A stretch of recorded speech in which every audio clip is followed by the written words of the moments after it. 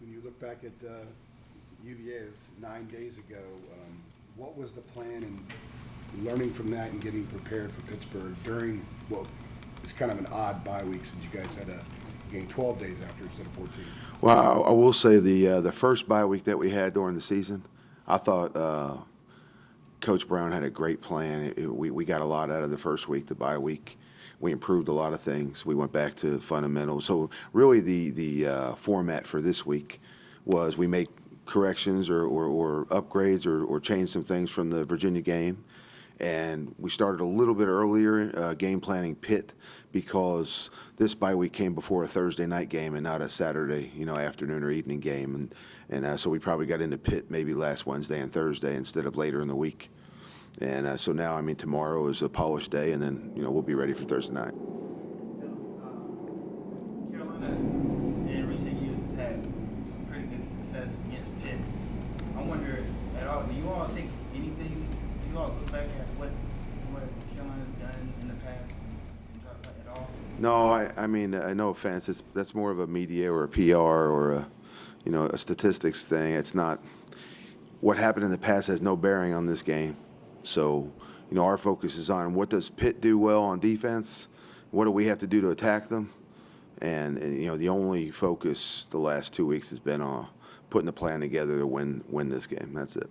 Speaking of that Pitt defense, what's the challenge of working against our Jersey's quarters coverage? What's the challenge? Yeah. The Pitt defense is, they're very, very good. They're ranked 10th in the nation right now. I think they're 7th passing and 6th rushing or vice versa.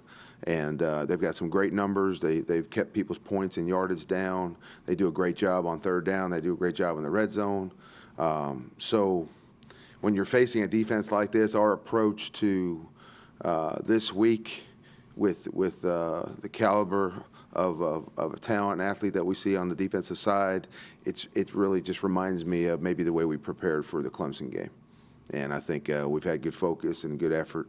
And I think we have a great plan that the staff put together. So, it's just a matter of we'll polish it tomorrow and then get everything reviewed. And then, we're going to have to play. This is a very, very physical defense.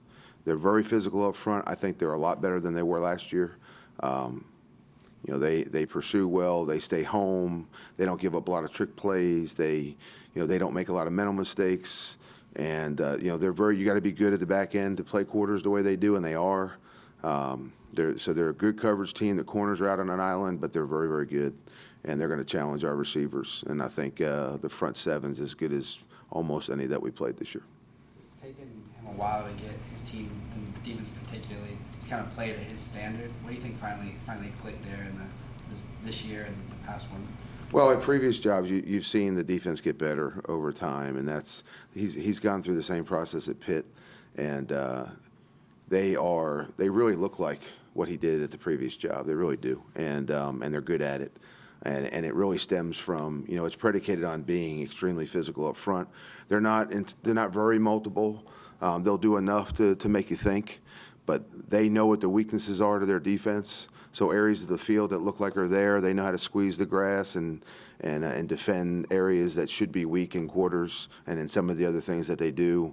And like anything else, I think anytime you have a front four like they do, it provides you with the ability to do some things because you don't necessarily need to pressure to make the quarterback feel uncomfortable. Their front four is good enough to be able to do that on their own at times. And so that's going to be the number one challenge is the battle on the line of scrimmage. Nick Polino got on the field some against UVA. Yep. How much more ready is he to give you guys snaps this week, and how much better does that kind of make that group? It does. It just adds more depth. I think he practiced X amount of reps that week, and probably the number of reps he got in the game correlated with what he did in practice. He was a lot more active these last 2 weeks. I think he's feeling good. I talked with him at lunch the other day, and I just said, "How are you really feeling? Are you back to 100%?" And he feels good, and I think he's just kind of worked himself back into practice and playing mode here, and so he's on the two deep to get reps and help us, and I think it does. It gives us some depth that we missed earlier on in the season. Do you expect him to start or just play significantly more? I don't think he'll start, but starting on the O-line or at any position here really isn't if you're in the rotation, you're going to play. if you're hot, you're going to play more. If you're doing well, you're going to stay on the field. If you're not, we'll rotate you through and keep everybody fresh. And that's the plan with Nick, just like it is with anybody else that's in the rotation. Pittsburgh is second in the nation, I think, in sacks per game, but they're not the only one in the conference. You guys have gone through Virginia, Miami, Clemson. All of them are in the top 20. How difficult has it been maybe to run an offense with with teams that can get after the passers, not just Pitt, but all these teams you guys have seen this year? How difficult? Well, it's an area of defensive football that the ACC excels at, and I think playing Clemson, playing Virginia, and playing some of those other teams that provide some of the same challenges, hopefully should help prepare us to battle on Thursday. Their two DNs are really, really good. 91 is a game-changing player, and the D tackles do a great job. And they have some depth on the D line also, so they keep those guys fresh, and they have some numbers to play. And so that's where the depth on the O line comes in. It helps us stay fresh with them. And that's like every other game. I mean, that's where this thing is going to start for us. And I think right now we may be one man deeper than we have been all year, so that's a help. And we've had a couple good weeks of practice for this game, so it will come down to who wins the physical battle at the line of scrimmage. That's kind of how I feel every week, but that's the must this week if we're going to score against Pittsburgh. How has Nick been during this time he's been out, as far as being supportive of the other guys, helping the other guys, because there's been so much youth on the line? Has he been kind of like a mock coach for you guys or anything like that? He's you asked me that about Jace Ruder a while back. I would compare it to that. I mean, he's coaching guys on the sideline. He's involved in drills. You know what I mean? He's as active in meetings as he was before. And the only thing that was missing from Polino was the fact that he wasn't active out there in practice because of the injury. But I don't think Coach Searles would tell you, or I would tell you, or Coach Brown would tell you that there was any other difference in the way he prepared and the way he, helped lead the team. And it's hard to be active and energetic and as fully invested in what you're doing during the week when you're not playing on Saturday. So it's a tribute to our locker room and our players and Nick and Jace and some of the others that have been injured that have done a great job, maintaining the role that we expect and doing the things that we want them to do all week. And we got the same from Nick. So, and then I don't think that was any surprise to any of the coaches. I think that's what we expected and that's what we got. Phil, what separates Sam from other freshman quarterbacks you've coached in the past seasons? What separates Sam from the other freshmen, I think I've started in my 30 years now, I think it's about 5 freshmen I've started. The thing that I think is special about Sam is, and I've said this all year, is his poise. I just think he's unflappable. I think he's very rarely, if ever, affected by a hit or a bad throw. You know what I mean? He has he's an uncanny ability to do what we're really asking him to do. He asks us of every player, but it's to take the previous play and put it behind you regardless of how good or how bad it is and focus in on the next one, because play-by-play production is really the way to be consistent, which he has been, and to be productive. And, that's what you're striving to get out of every player at every position.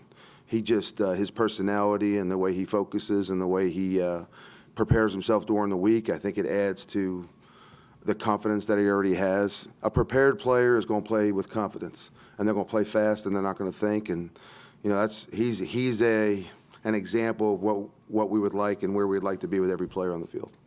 I think that's his advantage, is his poise. A little open-ended question here. What's something that is different now that maybe you didn't expect when you took the job in December about the program, recruiting, the coaching staff, players, teams? You kind of reflect on. I think when you go into a program and it's new, I always take the roster and study it. I watched all the recruiting film from all the players. You try to evaluate where they are from a talent standpoint. Really just stealing from something Coach Brown said. He said, he thought you might come into a program, there may be drug issues, didn't have those, maybe academic issues when he didn't have those. He was surprised that there were some things that typically exist when you take over a program that really weren't evident here, and I think it's all a testament to the character that we have in the locker room. So I think looking back, I'm really impressed at the level of character that we have in our locker room, and I'm really impressed at how hard our guys work and how hard they play on game day. You know, that's been really, really consistent, is how hard we play. You know, we've been up and we've been down score-wise, and we've had great quarters and tough quarters, but we're getting the same effort out of our guys. Loafs in games are not something that we typically, you know, have conversations about, because it's not an issue here. So I think coming into it, you don't know those things. You're asking me this open-ended question. Looking back, I would say the strengths of this group that come to mind are really how hard we play on Saturday. I think we're doing a better job each week of preparing and learning and understanding what it really takes to prepare for some of these teams.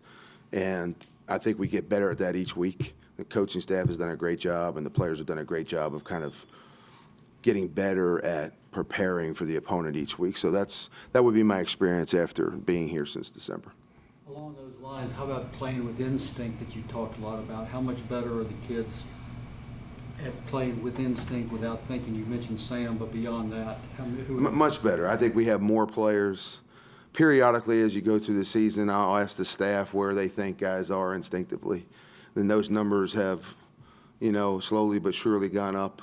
We're playing with more guys right now that I think can easily just grab the signal and line up and go play. And they know how to adapt to different coverages and fronts, and it's not, we're not freezing right now to think about what is our assignment.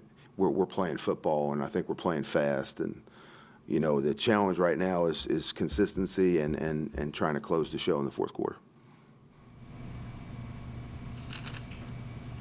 Any other questions? All right. Okay, thank you. Coach,